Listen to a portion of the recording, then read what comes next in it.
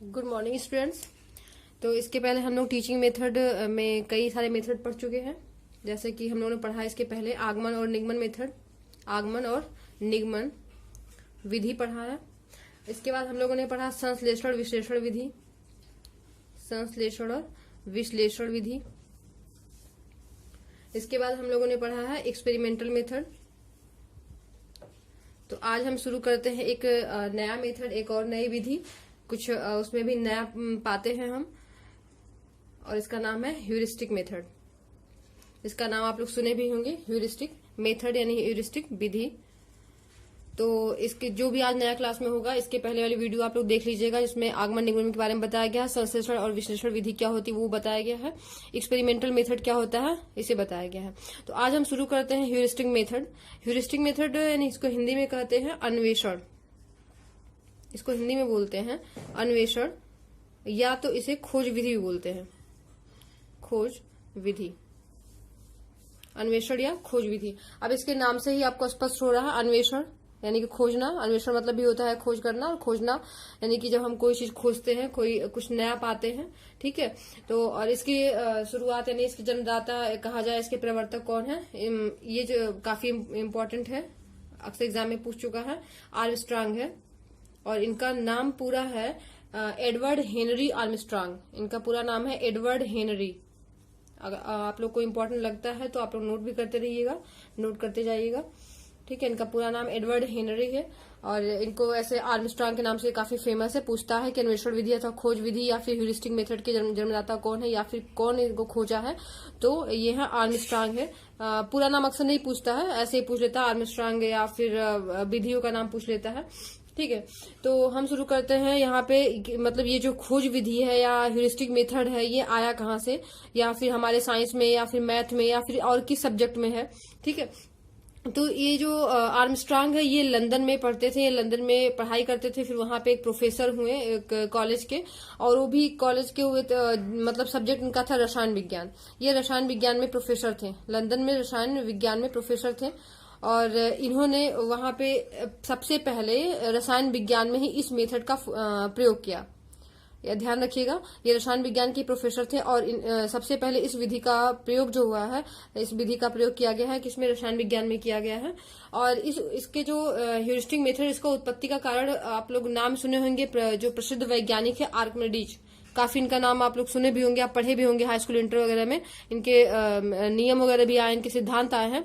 तो इन्होंने, जो आर्किमिडीज थे, इन्होंने जब मतलब ये खुद ही कुछ भी खोजते रहते थे, खुद कोई ना कोई हमेशा प्रैक्टिकल किए रहते थे। मतलब कुछ बच्चे होते हैं ना जो कि चुपचाप नहीं बैठते हैं, कुछ ना कुछ अपना करते रहते हैं, तो ये भी अपना कुछ खोज रहे थे। तो उस खोजने के दौरान इन्होंने जो है सोने का अपेक्षित घनत्व निकाला, सोने का, इन्होंने खोजते खोजते इन्होंने सोने का क्या क्या अपेक्षित घनत्व निकाला। और चूंकि ये जो है खुद ही खोज रहे थे, मतलब ये नहीं कि मतलब कोई टीचर इनके साथ था या फिर किसी की हेल्प के द्वारा, मतलब ये खुद पढ़ाई कर रहे थे, और पढ़ाई के द्वारा और खुद प्रैक्टिकल करते करते इन्होंने सोने का अपेक्षित घनत्व निकाला। और इतने खुश हुए उसको खोजने के बाद, खोज करने के बाद, कि दौड़ते हुए लोगों से मतलब बोलते हुए गए यूरेका, मतलब ये अपने भाषा में बोले यूरेका। यूरेका मतलब यहाँ पे इसका मतलब होता है कि मैंने पता लगा लिया, यानी कि मैंने खोज लिया। यूरेका शब्द का इन्होंने इस्तेमाल किया वहां पे, और इन्होंने यूरेका का मतलब यहाँ पे क्या लिखा गया है, मैंने पता लगा लिया। इसका मतलब होता है मैंने पता लगा लिया या फिर मैंने खोज लिया। और इसी मैंने खोज लिया या मैंने पता लगा लिया को ह्यूरिस्टिक मेथड में यूज किया गया है। यानी कि ह्यूरिस्टिक मतलब क्या होता है, यहाँ पे भी ये जो ह्यूरिस्टिक मेथड होता है, यह यूरोस्को यानी ग्रीक वर्ड जो होता है यूरोस्को से बना, इसको ह्यूरोस्को पढ़ते हैं लेकिन लिखते हैं यूरोस्को, EURISKO, यूरोस्को लिखते हैं। ये क्यों सा, किस भाषा, किस वर्ड का है, ग्रीक भाषा का या ग्रीक शब्द है यूरोस्को। इसका मतलब होता है मैं खोज करता हूँ। ह्यूरिस्टिक मेथड में इसका जो मतलब होता है मैं खोज करता हूँ, और ये इसलिए लिया गया जब इन्होंने यूरेका बोला, यानी कि मैंने पता लगा लिया, तो इन्हें चूंकि खुद ही पता लगाया, इसलिए इस मेथड को यहाँ पे लाया गया, ह्यूरिस्टिक मेथड को लाया गया है। और यह जो ग्रीक वर्ड का शब्द है, ग्रीक वर्ड यूरोस्को का शब्द है, जिसका मतलब होता है क्या, मैंने खोज कर लिया या मैं खोज करता हूँ। मतलब जो इसमें स्टूडेंट होता है वह स्वयं ही खोज करता है, मैं खोज करता हूँ, ठीक है। जो इसमें स्टूडेंट होता है वह खुद ही खोज करने की स्थिति में होता है, मतलब वो खुद ही प्रयास करता है। यानी कि जब कोई बच्चे के सामने कोई समस्या रख दी जाती है, या फिर बच्चा खुद ही कोई समस्या ढूंढता है, कोई भी उसके सामने कोई ऐसी टॉपिक रखी गई है, कोई ऐसे सिद्धांत, कोई ऐसे नियम निकाले गए हैं कि कुछ बच्चे होते हैं जो उसको चुपचाप एक्सेप्ट नहीं कर लेते हैं, बल्कि क्या करते हैं उसमें कुछ न कुछ खोजते रहते हैं। तो जब बच्चा खुद ही खोज की भूमिका में होता है, मतलब खुद ही उस समस्या को ढूंढता है, समस्या के ढूंढने के बाद उसके समाधान के लिए क्या करता है, नए नए प्रयोग करता है, उसकी खोज करता है, स्वयं चिंतन करता है, तर्क करता है, इसके साथ साथ क्या कल्पना करता है, और फिर उसके बाद उसकी समस्या का समाधान निकालता है। तो उसे कौन सी विधि कहते हैं, ह्यूरिस्टिक मेथड कहते हैं। यानी कि बच्चा इसमें स्वयं ही खोज की भूमिका में होता है, चिंतन खुद ही करता है, स्वयं ही अध्ययन करता है। तो इस तरह से इसकी एक क्या क्वालिटीज हो गई कि बच्चे में क्या होता है, स्व अध्ययन की भी प्रवृत्ति धीरे धीरे इसके प्रति जाग जाती है। मतलब ये इस अगर मेथड से हम बच्चे को पढ़ा रहे हैं तो बच्चा जो है स्वयं अध्ययन के लिए क्या हो जाएगा, उत्सुक हो जाएगा। साथ साथ ही उसमें क्या चिंतन की प्रवृत्ति होगी, वो खुद ही चिंतन करना चाहेगा कि इसके द्वारा और कौन सी चीजें आ सकती हैं। और इसके साथ साथ उसमें कल्पना करने की क्षमता होगी, मतलब वो नए नए कल्पना करेगा कि हो सकता है कुछ और भी अच्छा हो जाए, या हो सकता है कुछ उससे डिफरेंट भी हो जाए। ठीक है, यानी कि बच्चा इसमें क्या होता है, स्वयं ज्ञान का निर्माण करता है। बच्चा क्या करता है, स्वयं ही ज्ञान का निर्माण करता है। मतलब कि इसमें जो टीचर होता है बच्चे को क्या करता है, एक ट्रेनिंग देता है। ट्रेनिंग यानी कि प्रशिक्षण की भूमिका में रखता है। तो यानी कि इस विधि के अंतर्गत अगर देखा जाए तो ह्यूरिस्टिक मेथड में सबसे पहला हमारा पॉइंट क्या जाएगा, यानी कि बच्चा क्या होता है, इसमें खुद ही एक प्रशिक्षक की भूमिका में होता है। यानी कि यहाँ पे क्या होता है, सबसे इंपॉर्टेंट क्या होता है, प्रशिक्षण होता है। सबसे इंपॉर्टेंट अगर पूछा जाता है कि ह्यूरिस्टिक मेथड में सबसे इंपॉर्टेंट क्या है, तो प्रशिक्षण है। और यानी कि ज्ञान को जो है वो सेकंड वे में रखते हैं। यानी कि यहाँ पे जो ज्ञान होता है, यानी जो हम पढ़ते हैं या रट लेते हैं या याद कर लेते हैं, या फिर कोई हमें बता दिया उसको हम सुन के समझ लेते हैं, तो वो क्या होता है, इसको उन्होंने सेकंड में रखा है। यानी कि फर्स्ट इसमें भूमिका क्या होती है, प्रशिक्षण की भूमिका होती है। इतना क्लियर हुआ। इसके साथ साथ ही बच्चा जो है स्वयं ही क्या होता है, ऑब्जर्वेशन की स्थिति में होता है। ऑब्जर्व मतलब कि निरीक्षण, यानी कि उसमें क्या होता है, निरीक्षण शक्ति की भी का विकास हो जाता है। यानी कि वो स्वयं ही निरीक्षण, यानी कि अगर किसी बच्चे को हम कोई समस्या देते हैं तो क्या करता है, जब वो जानता है कि इसका सोल्यूशन हमें ही ढूंढना है, तो क्या करता है, उसको बहुत अच्छे से देखता है, उसको समझता है, उसकी कल्पना करता है, चिंतन करता है, तर्क करता है, उसके बाद उसके समाधान पे पहुंचता है। यानी कि उसमें इस तरह से क्या होता है, निरीक्षण शक्ति का विकास होता है। और इसके साथ साथ ही उसमें क्या होता है, परिश्रम करने की भी आदत होती है। मतलब वो परिश्रम की ओर जो है आगे बढ़ता है। आत्मनिर्भरता, उसके साथ साथ उसमें आत्मनिर्भरता, यानी कि अगर बच्चों ऐसा नहीं होगा कि वो उसने डिग्री ले लिया या बहुत कुछ पढ़ लिया तो उसे फिर किसी भी मतलब जॉब की जरूरत है। अगर उसमें जो है ह्यूरिस्टिक मेथड से अच्छे से पढ़ाई किया है, या उसमें इस तरह का की लगन है, वो चिंतन कर सकता है, कल्पना कर सकता है, या खुद से ही कुछ कर सकता है, तो वो उसमें जो है कुछ खोजने की जरूरत नहीं पड़ेगी। मतलब वो आत्मनिर्भर हो सकता है, मतलब वो खुद के लिए कुछ न कुछ मैनेज कर सकता है। ठीक है, यानी कि बच्चे से अपेक्षा की जाती है कि वो स्वयं समस्या को ढूंढे और स्वयं ही उसमें संबंधित जो सच्चाई होता है उसका अन्वेषण करें। मतलब कि कभी कभी होता है कि शिक्षक उसे खुद समस्या देते हैं, लेकिन यहाँ पे अधिकतर जो है बच्चे से अपेक्षा की जाती है कि बच्चा खुद ही कोई समस्या ढूंढे और उसमें जो सच्चाई है, उसमें जो सही है उसका अन्वेषण करे, मतलब खोज करे। और इससे क्या होगा, ये चीज क्या हो जाएंगी, स्वाभाविक हो जाएगा। स्वाभाविक मतलब उसमें कुछ बनावटी नहीं रहेगा। ठीक है, और इस तरह से जो स्वाभाविक होता है वो ज्ञान क्या हो जाता है, वो अस्थायी हो जाता है। ठीक, इसमें सबसे इंपॉर्टेंट चीज आता है, बहुत ही काफी इंपॉर्टेंट है कि यह जो है इससे जो निकलते तथ्य हैं, जो भी इससे ज्ञान प्राप्त होता है बच्चे को, वो क्या होता है, फॉर्मेटिव और इनफॉर्मेशनल नहीं होता है। फॉर्मेटिव क्या होता है और इनफॉर्मेशनल क्या होता है। फॉर्मेटिव आप इसका नाम सुने होंगे, मूल्यांकन में आपने ध्यान दिया होगा, फॉर्मेटिव और समेटिव दो टाइप से मूल्यांकन होते हैं। ठीक है, इसको हम और डीपली बताएंगे, लेकिन यहाँ पे आप थोड़ा समझ लीजिए कि यह जो है इससे जो तथ्य हमें प्राप्त, इससे जो ज्ञान प्राप्त होता है वो क्या होता है, फॉर्मेटिव और इनफॉर्मेशनल नहीं होता है। अब इसका मतलब हम बता रहे हैं इनफॉर्मेशनल मतलब क्या होता है, सूचना देने योग्य या सूचनात्मक। हिंदी में से क्या बोलते हैं, सूचनात्मक। मतलब इससे ऐसा नहीं है कि केवल हमें बस एक बच्चे को सूचना मिल गया कि ऐसा है तो वैसा हो गया, वो उसने रट लिया। मतलब ये केवल सूचनात्मक यानी इन्फॉर्मेशनल नहीं होता है, इसको ध्यान दीजिएगा। यह इन्फॉर्मेशनल यानी कि सूचनात्मक नहीं होता है, फॉर्मेटिव भी नहीं होता है। अब देखिए फॉर्मेटिव क्या होता है, फॉर्मेटिव यानी कि निर्माण कर, या इसको निर्माणात्मक मूल्यांकन भी बोलते हैं। निर्माणात्मक मूल्यांकन मतलब क्या होता है, यहाँ पे जो हम आपको मूल्यांकन पढ़ाएंगे उसको डीपली पढ़ाएंगे, लेकिन निर्माणात्मक मूल्यांकन फॉर्मेटिव का मतलब होता है जो बच्चे के लिए, इसमें क्या होता है, बच्चे के लिए, यानी कि जो ऐसी शिक्षा जो मतलब कि बच्चे के लिए हो, या इसमें जो बच्चे के लिए नहीं, बच्चा खुद ही करता है। इसमें बच्चा खुद ही कोई टॉपिक, कोई ज्ञान, कोई सिद्धांत खुद ही निकालता है।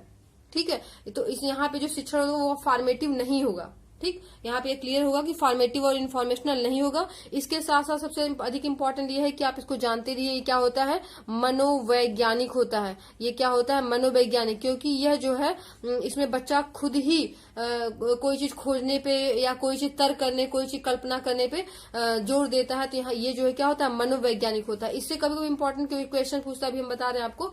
इसके पहले हमने आपको पढ़ाया था एक्सपेरिमेंटल, आप उसको थोड़ा सा समझिए एक्सपेरिमेंटल में क्या होता है। अब कभी कभी कोई बच्चे पूछते हैं ना कि आखिर दोनों में अंतर क्या, वो भी तो इसमें होता है कि बच्चा काम करता है, बच्चा उसमें करके सीखता है। ठीक है, तो वो भी इस तरह की बातें आती हैं। तो इसमें आप थोड़ा सा अगर आप डीपली इसमें जाएंगे तो आपको इसमें अंतर मिलेगा।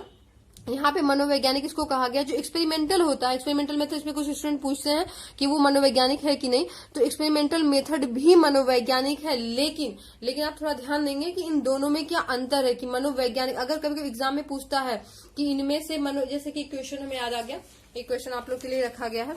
तो जैसे कि यहाँ पे देखिए, यहाँ है कि निम्न में से विज्ञान शिक्षण की अमनोवैज्ञानिक विधि है। अमनोवैज्ञानिक कहा है, ठीक है, मनोवैज्ञानिक, अमनोवैज्ञानिक। तो अमनोवैज्ञानिक है, तो आप तो क्लियरली अगर आप सभी मेथड के बारे में पढ़ें तो आप समझ जाएंगे। जैसे कि प्रयोगशाला विधि हुआ, प्रोजेक्ट विधि हुआ, अन्वेषण विधि हुआ। आप अन्वेषण पढ़ रहे हैं, प्रयोगशाला आप पढ़ चुके हैं। प्रोजेक्ट यानी जो प्रोजेक्ट बनाते हैं, जो जिसमें बच्चे जो है नए नए चीजों का निर्माण करते हैं, जो बच्चों को दिया जाता है घर से बना के लाने के लिए। ठीक है, तो कभी कभी क्या होता है, बच्चे खुद से बना लेते हैं या फिर घर वाले बनाते हैं, लेकिन फिर भी बच्चे अपना कुछ ना कुछ दिमाग लगाते हैं।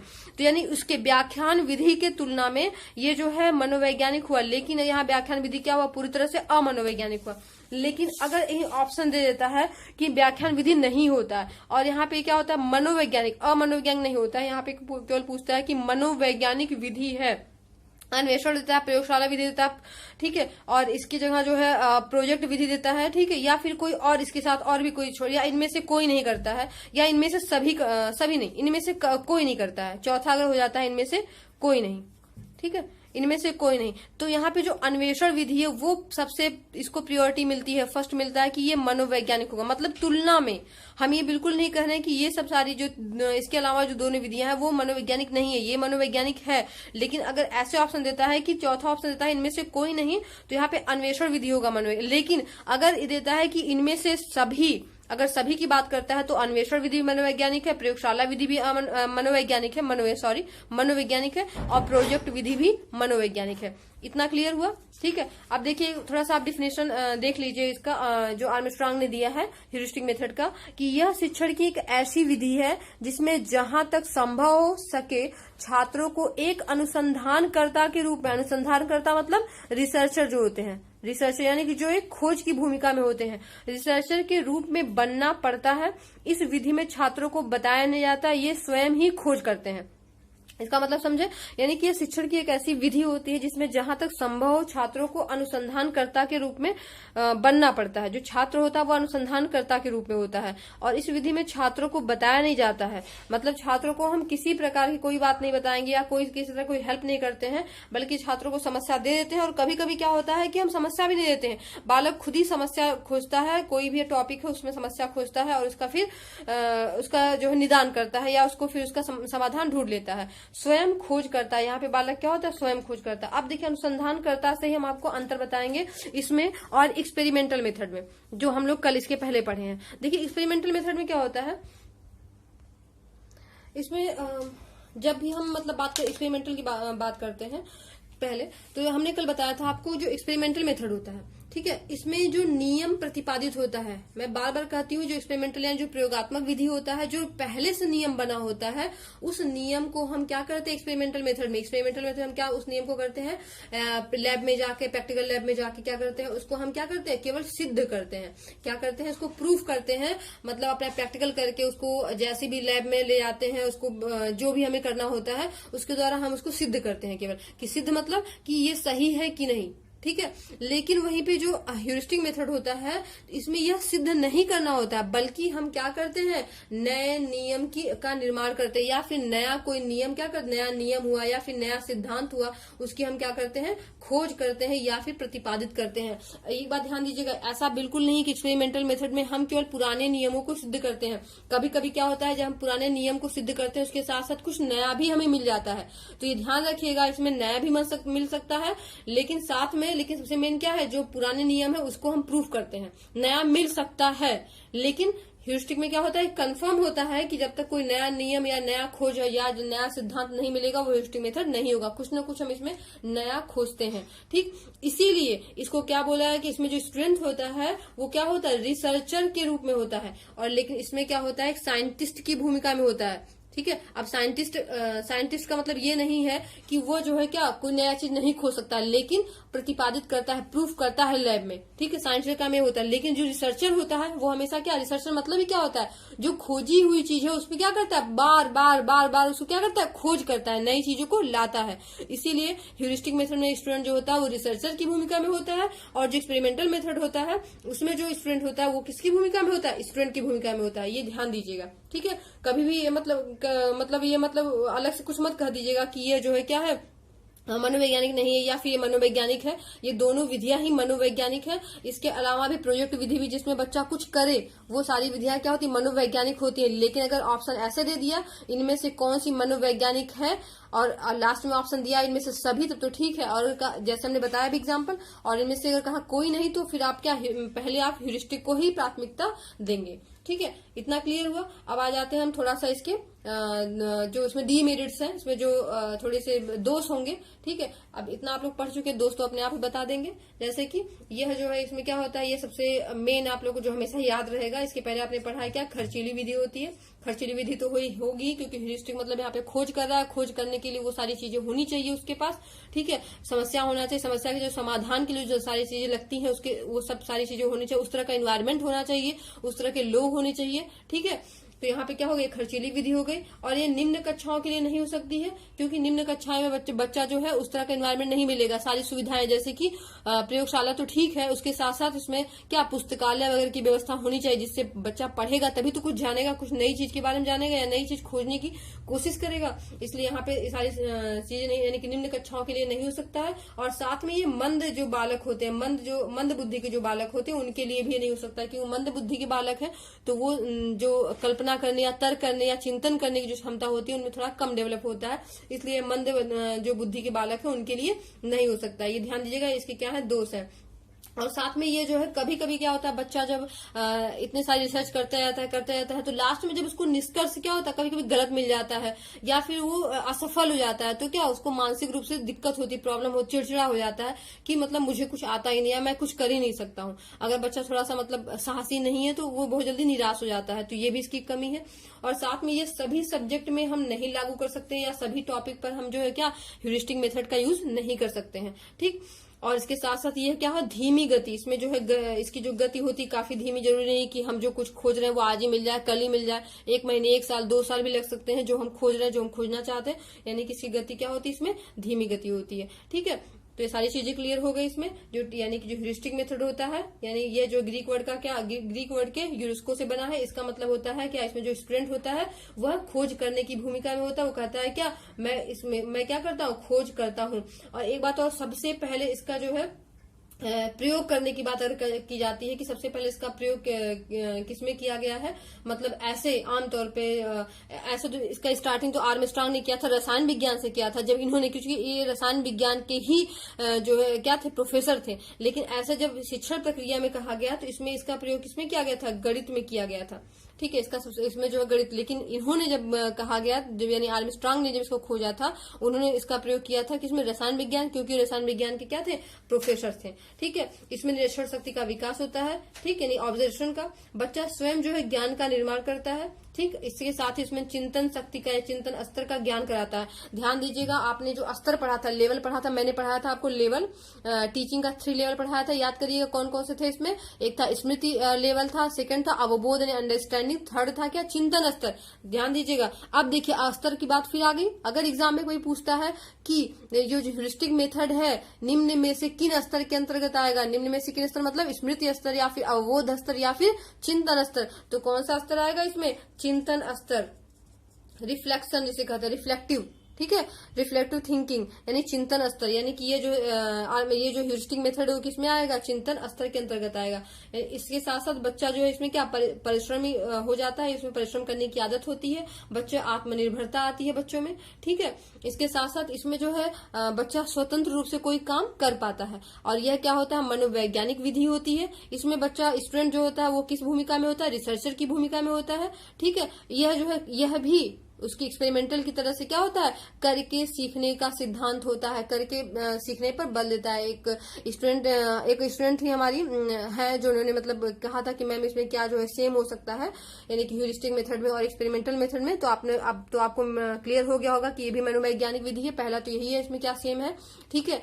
इसके साथ साथ भी हमने बताया, ठीक है, इसमें बहुत सारी चीजें आपको मिल जाएंगी, जैसे करके सीखने का सिद्धांत है, उसमें भी हम लोग क्या करके सीख रहे थे और इसमें भी करके सीख रहे हैं। लेकिन बस ये है कि उसमें जो है थोड़ा बहुत टीचर्स हेल्प कर देता है, टीचर जो है उनके साथ रहता है लैब में, कुछ होने नहीं देता है या फिर कुछ गलत सही होता है तो उसमें बताने के लिए। लेकिन यहाँ पे बच्चा क्या होता है, उसको स्वतंत्र छोड़ दिया जाता है कि वो खुद खोजे, इसमें कोई समय का लिमिटेशन नहीं होता है, ठीक। तो यानी बहुत सारी चीज में, इसके साथ साथ अगर आपको लगता है कुछ चीजें आपको छूट गई हैं या फिर कुछ चीजें और होनी चाहिए थी तो आप बताइएगा कि उसमें क्या प्रॉब्लम आ गया, फिर क्या दिक्कत है, आप कमेंट बॉक्स में लिखिएगा, ठीक है। तो सारी चीजें क्लियर हो गई हैं आपकी। और इसके साथ आप लोग पढ़ते रहिए, आगे भी जो आपको तैयारी में प्रॉब्लम होगी आप बताइएगा। आपको इसके अगला टॉपिक क्या पढ़नी है, क्या प्रॉब्लम्स है, उस टॉपिक के बारे में बताइएगा, क्योंकि एक साथ तो सारे टॉपिक हम पढ़ा नहीं सकते हैं। लेकिन हाँ, आपकी जो टॉपिक्स आएंगे फिर धीरे धीरे उसको हम अगले वीडियो अपने लाने की कोशिश करेंगे। Okay, thank you.